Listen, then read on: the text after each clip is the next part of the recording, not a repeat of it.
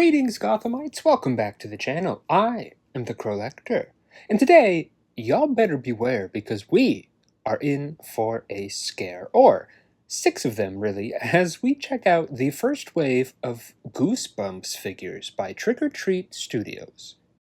As a 90s kid, Goosebumps was basically my religion. You could not go anywhere, certainly nowhere where books were sold, and not see that trademark green slime or good old Curly the Skeleton staring back at you. That double whammy of the book series and the TV show was essentially my gateway into horror. Now, I did watch old Scooby-Doo reruns before Goosebumps, but this was the next step, that more mature than Scooby, but not quite the blood and guts of adult horror. And while, yes, my parents did let me watch the adult horror movies from a very young age, which arguably is part of why I am as messed up as I am today, Goosebumps really hit that sweet spot. We had dozens of the books from the main series to the Choose Your Own Adventure books to Series 2000. I devoured all of it. Back in the days before my ADHD kicked in and I could actually sit and read a book easily, the Goosebumps books were special.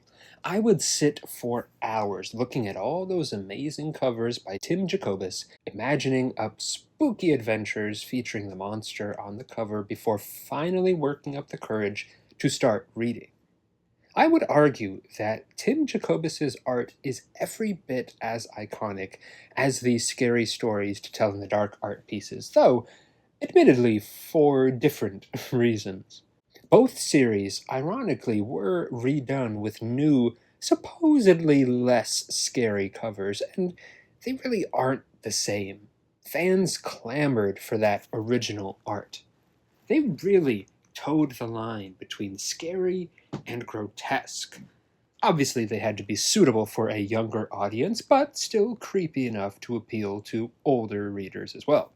And when the TV show came on, my sister and I would watch it religiously. It didn't matter if we had already seen the episode or not, we could not get enough. It was basically Twilight Zone for kids, and looking back now, it's a little hard to see what had me so scared back then, but nevertheless, its cheesiness is part of its charm. And that intro, absolutely iconic. Don't even get me started. I have seen the movies that came out a while back and the new TV series, and while they are fun, they don't quite hit that cheesy Saturday morning feel for me. Still, when Trick or Treat Studios announced that they had acquired the license and would be producing figures, it's no surprise that I was hella excited. I'd never gotten anything from Trick or Treat before, but as a fan of the horror genre, it's a name that I'd heard thrown around through the years, and I've certainly admired them. And when they announced that first lineup, well, I was absolutely sold. It feels like it took a heck of a long time for them to finally release, but they are finally here. So let's get into them. Now, the first thing you need to know about these figures is that they are more figure than action figure. These are certainly for older collectors. You could play with them, I suppose, but they're not meant to strike all sorts of crazy action poses so much as they are to haunt your shelves. But if you want something with presence, these guys are definitely it. They each sport your typical 5 points of articulation, more as a way to recreate those iconic covers more than anything, and they feel like they're made with a thicker, more durable plastic. Now, the packaging, I just love. These boxes emulate that look of the books, from the iconic font to the color schemes, and even a bit of the Jacobus art there on the back. You can see the lineup there, and the Build a Bonehead gimmick. Yes, my friends, Trick or Treat Studios has given us a Build-A-Figure on top of everything else. They really did go all out for us fans. I think the only thing they really could have improved on would have been to give some sort of embossing with the cover to give those actual goosebumps, just like the books had. But it's a small nit.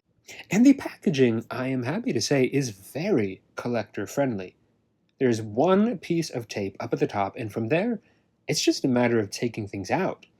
There is a cover to the plastic tray, but nothing is held down with twisty ties or vacuum formed into the plastic. You just lift and you are good to go. I really commend them for this. You don't have to cut or bend or break anything. You can easily put it all back together. And somehow, despite not being tied down, nothing was rattling around in the packaging. I am very impressed. All the figures come with a slime green stand with a card that features the art for the book, as well as a synopsis on the back. You can take those out if you want, but I'm just going to leave them in, just so they don't get lost amidst all the McFarlane cards I have laying around. And these stands are very nice. They're sculpted in a really fun way that feels very 90s. That slime green was everywhere. And while they are a thinner, kind of cheaper plastic, they do still feel sturdy enough. They feature a peg hole on the bottom that you can use to pair the figure up with the stand, but luckily they all stand well enough on their own that they don't necessarily need it. And for the first wave, I think they chose a lineup that represents the series quite well. We'll start with Slappy, because he is, for all intents and purposes, the face of the franchise nowadays, due in part to the recent Goosebumps movies. He is, obviously, the smallest of the figures, sculpted in a way that really sells that ventriloquist dummy idea. He's slightly hunched to one side, his head and hands are limp, those wrinkly, oversized clothes, and you get those creepy, soulless eyes staring back at you. He may not be tall, but he has got a lot of presence. This is not a doll you want to wake up and see standing at the foot of your bed. He could give Annabelle or Chucky a run for their money if he really needed to. Next up, the Haunted Mask. Now, while Slappy may be the face of the franchise, I think it's arguable as to what the most iconic book and episode were, and for many, it may just be the Haunted Mask. The two characters are the ones with the most sequel books as well, so they obviously struck a chord with the audience. Again, that slime green skin, those fangs, the yellow eyes, it's quite simple but very effective. And this is, I believe, the book version, not the show version. This is more kind of goblin-esque, whereas the show is more like a troll or a gremlin, more kind of like that superhero-y mask. And again, another great pose for them to go with. Carly Beth, the girl who wears the mask in the first book, is known for being a little theatrical, so this could be her pre-transformation or post-transformation, and it works well either way. This is the only figure to come with an accessory other than the Build-A-Figure part, which is her head on a stick. She had a papier-mâché head, I believe, of herself, but if you didn't know that, this is still realistic enough that it could be seen as a young girl's decapitated head, which is certainly quite spooky. Now, the head is not removable. It could have been cool, I think, if they made a swappable head, but if we're being honest, who would really display it with the Carly Beth head? I mean, the whole purpose is to be spooky. And while, yes, girls can be plenty spooky, a haunted mask she is not. Next up, the Mummy, a good classic monster to go with. Of course, being a Goosebumps mummy, this guy had to have the glowing red eyes and bandages that are coming apart and flying every which way. I do appreciate that they decided to do that with the bandages, otherwise we'd have a very flat mummy, which I guess isn't a bad thing, but it definitely does add a bit more character. He has perhaps the most basic pose of the set. His limbs are all straight, but that's a go-to mummy. He's just waken up from centuries of sleep, so he's probably going to be a bit stiff. He did show a bit more mummy skin in the TV show, which could have been cool to see, but There's a definite charm to this one here, where he's all snug and warm in his wrappings. Next, the mud monster from You Can't Scare Me. A slightly less iconic Goosebumps monster, I'd say, but still very, very cool looking. I do remember this cover and this episode causing me some grief as a child. I lived in Texas at the time, and the area beyond our house was always quite muddy.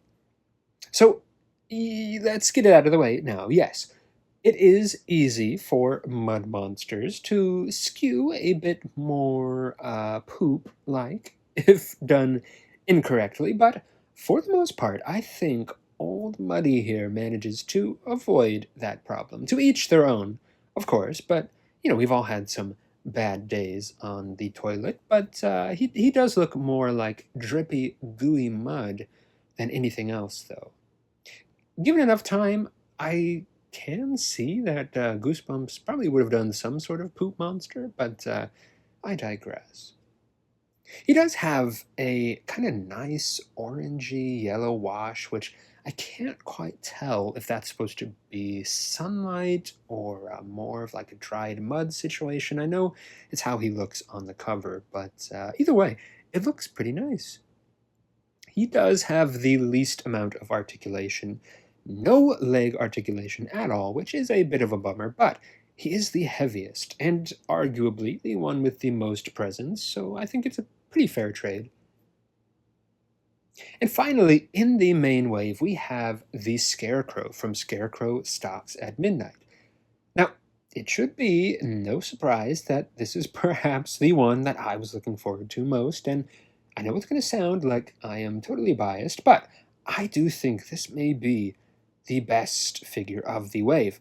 For whatever reason, I've just always loved scarecrows, and this was a favorite of mine growing up, both the book and the episode. I have the book signed by R.L. Stine. I have a signed print by Tim Jacobus. I just really like this design. And this is a good example of Trick or Treat Studios taking some nice liberties with the art. As you can see, the scarecrow here is strung up on a pole, doesn't really have any true appendages, it's more just like sticks hanging out, where here they took the opportunity to actually give him limbs, those sort of gnarled tree roots as hands and true feet.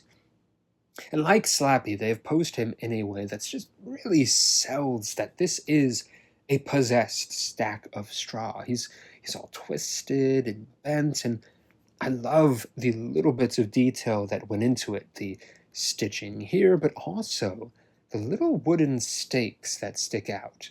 His framework underneath. It's a super cool detail that they did not need to do. They could have easily just, done regular old pant legs with nothing sticking out. And he's got those spooky red and yellow eyes. There's just some real spook factor, spookography, if you will, to this one. Also, a fun little side note, this is kind of a Batman-centric wave if you really wanted. You've got three monsters here that look like Batman villains. Scarecrow, of course, but also Clayface and the Scarface. Just a fun little thought. If you wanted to, you could totally work these into a Batman display. And finally in the wave, the bonehead himself, Curly the Skeleton.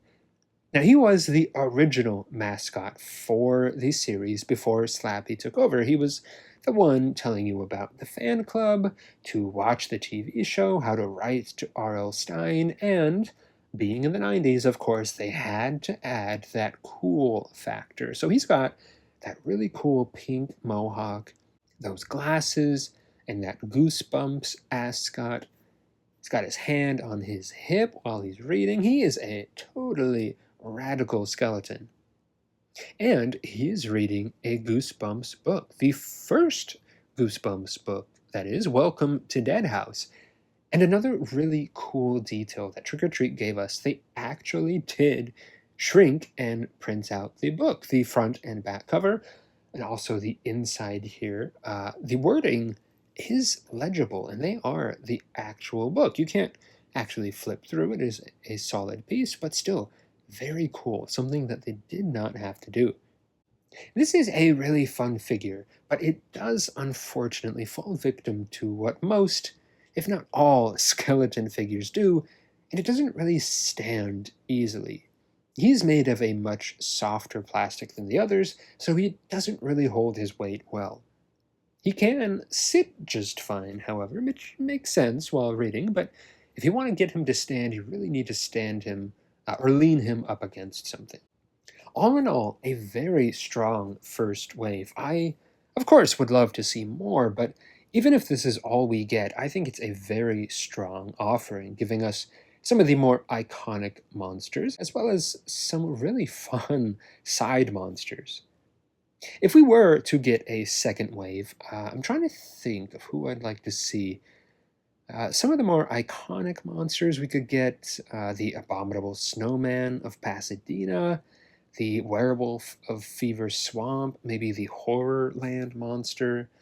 The Lawn Gnomes would be cool. The Terror Tower Executioner or the Mutant. I would really dig a headless ghost. That one creeped me out a lot as a kid and made me not want strawberry ice cream ever again. The jack-o'-lanterns would be cool, maybe the creeps from Calling All Creeps. Much more niche, but I would love to see the body squeezers from that Series 2000 book. Those were some of my absolute favorites growing up. There's really just so many fun ideas for them to make that I think any of them would be fun. And if they do want to actually go beyond Tim Jacobus's art, there's even more monster designs for them to use there. Which monsters would you like to see in a second wave? And what were your favorite books or episodes? Let me know in the comments below. As always, guys, thank you so much for watching. I do appreciate it. I'll be back soon with more creepy Crowlection content, but until then, don't forget, stay spooky.